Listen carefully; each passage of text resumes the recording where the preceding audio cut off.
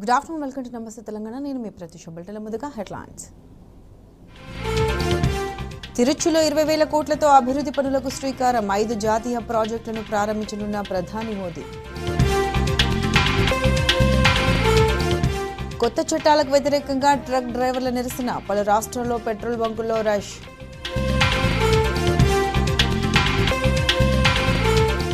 నిజామాబాద్ జిల్లా దుబ్బాక బ్యాంకులో చోరీకి యత్నం. ఒకరిని అదుపులోకి తీసుకున్న పోలీసులు.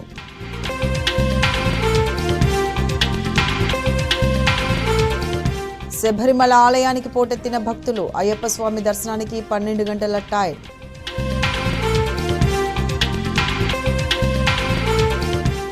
జపాన్ వణికించిన భూమి, నీరు, నిప్పు. ఒకే రోజు 155 ప్రకంపనలు. ఒకే వీధిలో 200 భవనాలు దగ్ధం. రేపటి నుంచి కేప్ టౌన్లో సఫారీలతో సెకండ్ టెస్ట్. విజయం కోసం టీమిండియా ముమ్మర కసరత్తు. పార్లమెంట్ ఎన్నికలకు ముందు మోడీ సర్కార్ పెట్రోల్ ధరలను భారీగా తగ్గించనుందా? ఉచితాలు అనుచితాలంటూ చెప్పిన కేంద్ర ప్రభుత్వం ఎన్నికలకు ముందు ప్రజలపై వరాలు కురిపించనుందా? క్రూడ్ ఆయిల్ ధరలు పడిపోయినప్పుడు కూడా పెట్రోల్ ధరలు తగ్గించని బీజేపీ సర్కార్ ఎలక్షన్స్ టైంలోనే ఎందుకు తగ్గిస్తుంది? కరోనా పాండమిక్ సమయంలోనూ ఎక్సైజ్ సుంకాన్ని పెంచిన మోడీ ప్రభుత్వం ఇప్పుడు ఎందుకు కనికరం చూపుతుంది? పెట్రోల్ ధరలను ప్రభావితం చేస్తున్న బీజేపీ మార్కు రాజకీయాలపై స్పెషల్ స్టోరీ. राजस्थान सरकार गुजरात, उत्तर प्रदेश, हरियाणा से 12-13 रुपया पेट्रोल एक लीटर का ज्यादा लेती है, महंगा पेट्रोल बेचती है और कट की कंपनी चलाती है।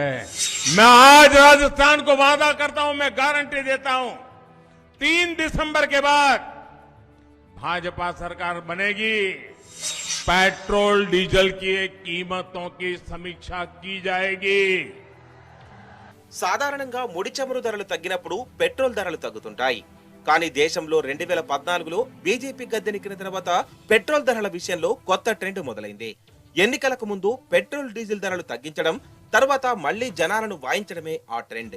వరుసగా 2 టర్ములు మోదీ సర్కారు పాలనను నిశితంగా పరిశీలిస్తే ఇది అక్షర సత్యం. అంతర్జాతీయంగా ముడి చమురు ధరలు, దేశంలో పెరిగిన పెట్రోల్ ధరలను గమనిస్తే అసలు పొంతనే ఉండదు. కేవలం రాజకీయ కోణంలోనే దేశంలో పెట్రోల్, డీజిల్, గ్యాస్ ధరలు ప్రభావితమవుతున్నాయి. 9 ఏళ్లుగా బీజేపీ ఏలుబడిలో జరిగిందిదే. దేశంలో ఏదైనా రాష్ట్రాల్లో ఎన్నికలు జరిగినప్పుడు కేంద్రం సడన్ గా పెట్రోల్, గ్యాస్ ధరలు తగ్గిస్తుంది, మళ్లీ ఎన్నికలు పూర్తవగానే పెంచేస్తుంది. నిజానికి 2014 తర్వాత అంతర్జాతీయంగా ముడి చమురు ధరలు భారీగా పతనమయ్యాయి. కానీ ప్రజలకు మాత్రం పెట్రోల్, డీజిల్ ధరల విషయంలో ఎటువంటి ఊరట దక్కలేదు.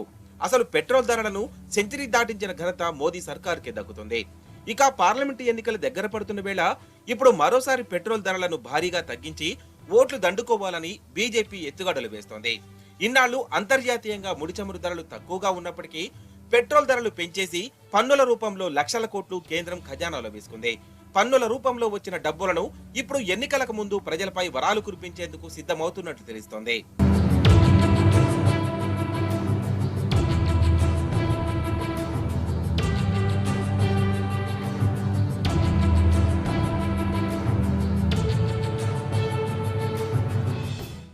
అచ్చేదినాయగా అనేది అధికారంలోకి రాకముందు బీజేపీ ఇచ్చిన నినాదం. కానీ నమ్మి నానబోస్తే పుచ్చి బుర్రలైనట్టు గద్దెనెక్కిన తర్వాత గాని దేశ ప్రజలకు అసలు సంగతి అర్థం కాలేదు. అచ్చేదిన్ మాట దేవుడెరుగు. సామాన్య ప్రజల బతుకు అత్యంత దుర్భరంగా మారింది.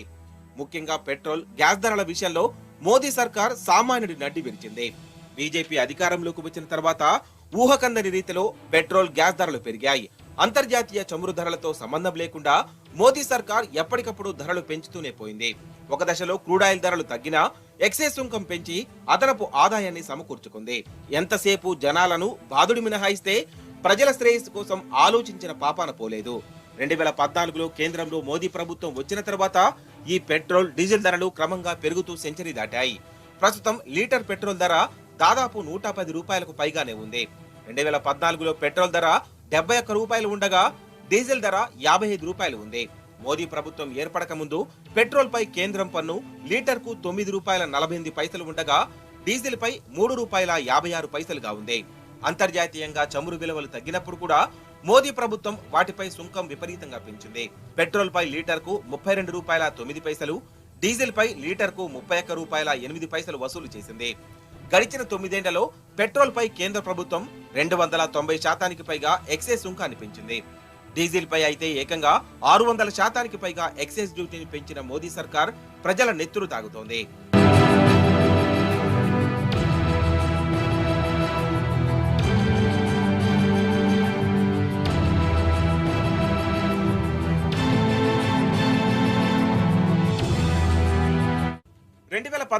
బీజేపీ ప్రభుత్వం గద్దెనెక్కిన నాటికి అంతర్జాతీయంగా బ్యారెల్ క్రూడ్ ఆయిల్ ధర సుమారు $105. ఆ తర్వాత వివిధ కారణాల వలన ఒకానొక దశలో సుమారు $40 కనిష్టానికి ముడిచమురు ధర పడిపోయింది. కానీ దేశంలో మాత్రం పెట్రోల్, డీజిల్ ధరలు అలాగే కొనసాగాయి. కరోనా సంక్షోభ సమయంలోనూ ఎక్సైజ్ సుంకాన్ని పెంచిన ఘనత బీజేపీ సర్కార్కే దక్కుతుంది. కరోనా పాండమిక్ టైంలో బ్యారెల్ ముడిచమురు ధర $20 కంటే తక్కువగా పడిపోయింది. ఆ లెక్కన దేశంలో పెట్రోల్ ధరలు భారీగా తగ్గాలి. కానీ ఇందుకు భిన్నంగా మోదీ సర్కార్ పెట్రోల్ ధరలపై ఎక్సైజ్ సుంకాన్ని $20 పెంచింది. అంతర్జాతీయంగా ప్రస్తుతం క్రూడ్ ఆయిల్ ధర $77గా ట్రేడ్ అవుతోంది.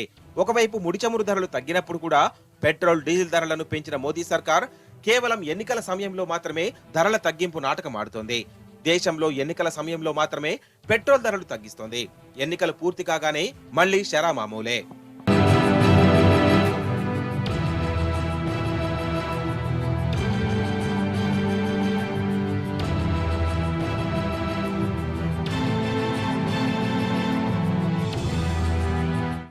పెట్రోల్ ధరలపై ప్రజల నుంచి పన్నుల రూపంలో దండుకున్న మొత్తాన్ని ఎన్నికల వేళ తమ రాజకీయ లబ్ధి కోసం వినియోగించుకునేందుకు మోదీ సర్కార్ సిద్ధమవుతుంది. అందుకే ఒకవైపు పార్లమెంటు ఎన్నికల దగ్గర పడుతున్న వేళ పెట్రోల్, డీజిల్ ధరలు భారీగా తగ్గించాలని ప్లాన్ వేస్తోంది. వచ్చే ఎన్నికల్లో లబ్ధి పొందే ఆలోచన తప్ప ప్రజల సంక్షేమం గురించి ఇసుమంత ఆలోచన లేదు. ఒకవేళ నిజంగానే ప్రజల పక్షాన ఆలోచించే సర్కార్ అయితే ముడిచమురు ధరలు $20 పడిపోయిన సందర్భంలో కూడా ధరలు ఎందుకు పెంచింది? అంతర్జాతీయంగా చవక ధరలకు పెట్రోల్ ఉత్పత్తులు కొని అధిక ధరలకు దేశ ప్రజలకు ఎందుకు అమ్మింది? న్యాయంగా ధరలు దించాల్సిన సమయంలో దించకుండా ఎన్నికల ముందు ఎందుకు తగ్గిస్తోంది? ఇన్నాళ్లుగా పెట్రోల్ ధరలను పెంచి పన్నుల రూపంలో దాదాపు 30 లక్షల కోట్ల ఆదాయం సమకూర్చుకుంది మోదీ సర్కార్. ఇప్పుడు ఎలక్షన్స్ టైంలో ఆ మొత్తాన్ని ప్రజలపై వరాలు కురిపించేందుకు సిద్ధమవుతున్నట్లు సమాచారం. పెట్రోల్ ధరలు తగ్గించడంతో పాటు వివిధ సంక్షేమ పథకాల రూపంలో ప్రజలకు ఎరవేసేందుకు మోదీ అండ్ కో సన్నద్ధమవుతున్నట్టు తెలుస్తోంది.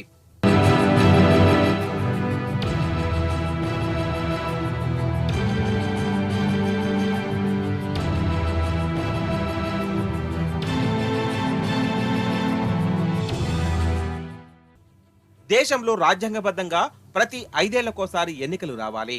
కానీ బీజేపీ విధానాలు చూసిన తర్వాత తరచూ ఎన్నికలు వస్తే బాగుంటుందని ప్రజలు కోరుకునే పరిస్థితి దాపురించింది. ఎందుకంటే ఎన్నికలు వస్తేనే కేంద్రం పెట్రోల్, డీజిల్ ధరలు తగ్గిస్తుందని ప్రజలకు అర్థమైంది. 2017 గుజరాత్ ఎన్నికలు, 2019 సాధారణ ఎన్నికలు, 2020లో 5 రాష్ట్రాల ఎన్నికలు, 2023లో 5 రాష్ట్రాల ఎన్నికలే ఇందుకు నిదర్శనం. ఎన్నికలకు ముందు కొన్ని వారాల పాటు పెట్రోల్ ధరలు స్థిరంగా ఉంచడంతో పాటు కొన్నిసార్లు తగ్గించింది. కానీ ఫలితాలు వచ్చిన మరుక్షణం నుంచి దాదాపు ప్రతిరోజు పెట్రోల్ ధరల్ని మోదీ సర్కార్ పెంచుకుంటూ పోయింది. తాజాగా ఇప్పుడు పార్లమెంటు ఎన్నికలకు ముందు పెట్రోల్, డీజిల్ ధరలను భారీగా తగ్గించాలని ప్లాన్ చేస్తోంది. ఇక నిజామాబాద్ జిల్లా దర్పల్లి మండలం దుబ్బాక ఇండియన్ ఓవర్సీస్ బ్యాంకులో అర్ధరాత్రి దొంగ బీభత్సం సృష్టించాడు. అయితే బ్యాంకులోకి ఎవరో చొరబడ్డట్లు సైరన్ మోగింది. దీంతో పోలీసులకు సమాచారం అందించారు బ్యాంకు సిబ్బంది. బ్యాంక్ మెయిన్ గేట్కు తాళం వేసి దొంగను పట్టుకున్నారు.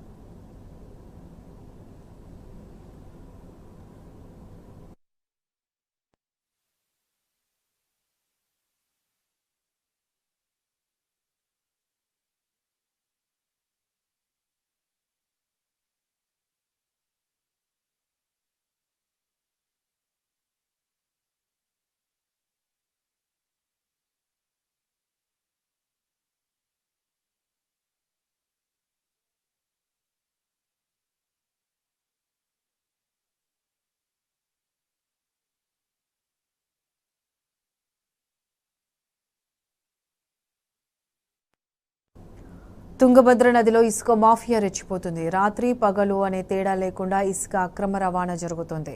జోగులాంబ గద్వాల జిల్లా పరిధిలో పారుతున్న తుంగభద్ర నదిలో ఎలాంటి అనుమతులు లేకుండా యథేచ్ఛగా ఇసుక దందా జరుగుతోంది. అధికార యంత్రాంగం పట్టించుకోకపోవడంతో రోజు కోట్ల విలువ చేసే ఇసుక తరలుతోంది. తెలంగాణ ఏపీ సరిహద్దులో పారుతున్న తుంగభద్ర నదికి రెండు వైపులా ఉన్న ప్రాంతాల అధికారుల పర్యవేక్షణ కొరవడటంతో ఇసుక మాఫియా రెచ్చిపోతోందన్న ఆరోపణలు వినిపిస్తున్నాయి. దీంతో యథేచ్ఛగా నది నుంచి ఇసుకను తరలించి అక్రమార్జనకు పాల్పడుతున్నారు. ఏపీకి చెందిన మాఫియా తుంగభద్ర నదిలో రాత్రిళ్లు ఇసుకను తోడేస్తూ పగలు ఎత్తేస్తూ దర్జాగా దందా నిర్వహిస్తోంది.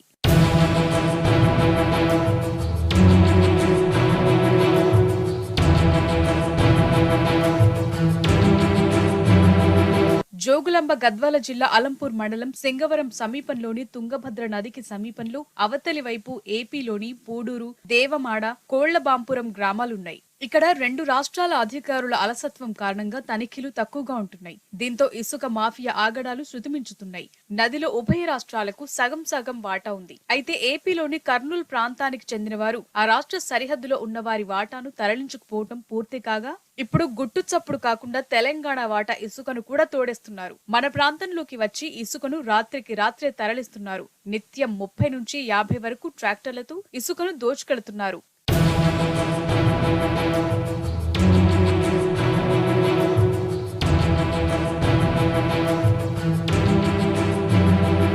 తుంగభద్ర నదిలో యథేచ్ఛగా ఇసుకను తోడేస్తుండటంతో తీర ప్రాంతంలో భూగర్భ జలాలు రోజు రోజుకు తగ్గిపోతున్నాయి. ఇప్పటికే బోర్లలో నీటి మట్టం గణనీయంగా తగ్గిందని రైతులు వాపోతున్నారు. దీంతో రైతులు ఇసుక తరలింపుపై ఆగ్రహం వ్యక్తం చేస్తున్నారు. నది నుంచి ఇసుక తరలించే ప్రాంతం సింగవరం గ్రామానికి 2 కిలోమీటర్లు, అలంపూర్ పోలీస్ స్టేషన్ కు 5 కిలోమీటర్ల దూరం ఉండడంతో పోలీసులు నిఘా ఉంచలేకపోతున్నారు. తరలింపునకు సంబంధించి ఏవైనా సమాచారం అందితే పోలీసులు అక్కడికి చేరుకునే లోపే ఇసుకాసురులు అక్కడి నుంచి జారుకుంటున్నారు. గుట్టు చప్పుడు కాకుండా ఇసుక తరలిస్తుండటంతో వ్యాపారం 3 ట్రాక్టర్లు 6 ట్రిప్పులుగా వర్తిల్లుతోంది. మరోవైపు ఈసారి ఇసుక తరలింపుతో నదిలో నీటి ప్రవాహం తగ్గిపోయిందని పలువురు రైతులు విచారం వ్యక్తం చేస్తున్నారు.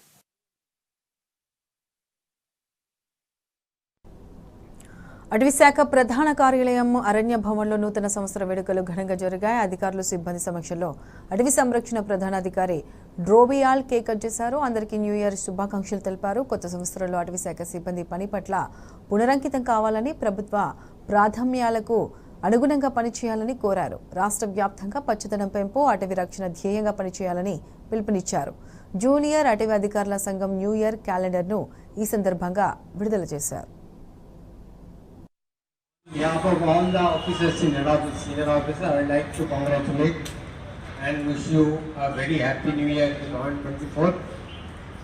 Hope we all put all efforts to increase the giving power in the state, make all our efforts to bring a good name to the department, do well in whatever assignment given to you, and we'll put all our energy and efforts for the betterment of the organization and department.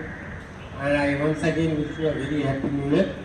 And this arrangement is made because all of us can meet together and exchange the pleasantries you want to exchange with all your colleagues, officers here itself.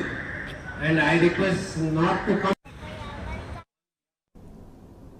If you built an update, keep watching T News.